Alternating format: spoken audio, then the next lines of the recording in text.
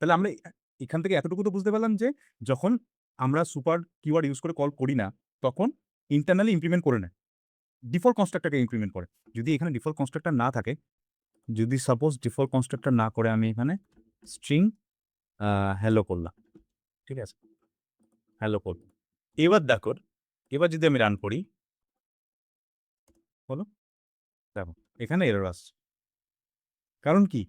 Theory অনুযায়ী কি বলেছিল? থিওরি অনুযায়ী বলেছিল যে in Java every constructor must call is parent class constructor. Call করতেই হবে। If it is not defined it will implement super internal and automatically call parent class constructor. ঠিক আছে। কিন্তু যে স্টুডেন্ট ক্লাসটা আছে ওর মধ্যে কোনো ডিফল্ট কনস্ট্রাক্টরই নেই।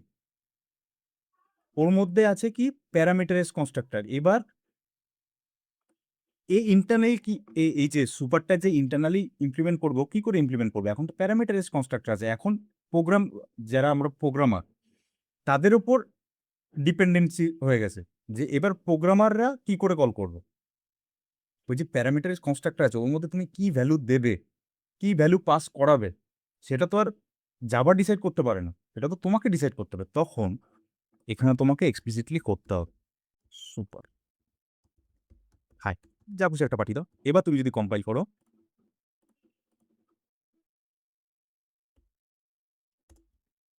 দেখো কম্পাইল হলো, রান হলো, কারণ আমি কিছু প্রিন্ট করিনি, তো ইন্টারনালি ওইটাই আসবে। না হলে তুমি এক কাজ করো, বোঝার জন্য আর একটু করে, হ্যাঁ, মানে এখানে তুমি যাই পাঠাবে এখানে সেটা প্রিন্ট হবে। আরেকবার কম্পাইল করি।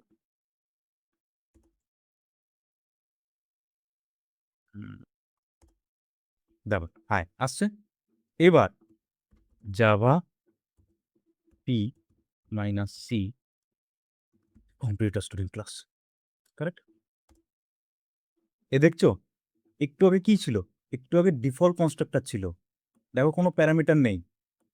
এবার দেখো এই যে এবার ইউজার ডিফাইন কনস্ট্রাক্টর কিংবা প্রোগ্রামার, যারা আমরা প্রোগ্রামার, তাদের ডিফাইন করা কনস্ট্রাক্টর।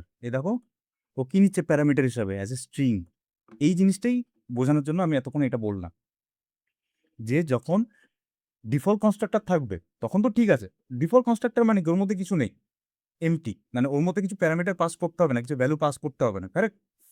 কিন্তু যখন তুমি প্যারামিটারাইজ কনস্ট্রাক্টর করছো, এই যে এখানে যদি তুমি প্যারামিটারাইজ কনস্ট্রাক্টর করছো, তখন জাভা কি করে ডিসাইড করবে যে এর মধ্যে তুমি কি ভ্যালু পাঠাবে? এর জন্য কম্পাইল টাইমে এরর আসছিল।